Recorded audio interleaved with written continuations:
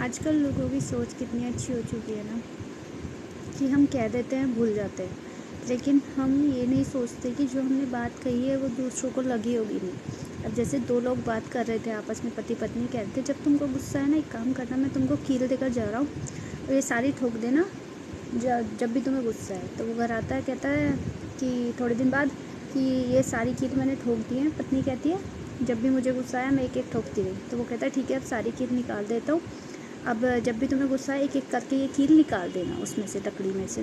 थोड़े दिनों बाद वो कहती है ये भी ख़त्म हो गई, मैंने सारी निकाल दी, जब भी मुझे गुस्सा आया मैंने एक एक करके सारी कील निकाल दी। वो बोलती है फिर जब वो घर आता है कि अब मैं क्या करूं, ये तो सारी कील मैंने, आपने बोला लगा देना, मैंने लगा दी, आपने बोला निकाल देना, मैंने निकाल दी, तो अब मैं क्या करना चाहिए मुझे गुस्सा। तो उसने बोला देखो कील जैसी थी निकल गई, लेकिन तुमने जहाँ कील लगाई थी वहाँ पर छेद रह गया ना, वो छेद तो नहीं भर सकता ना।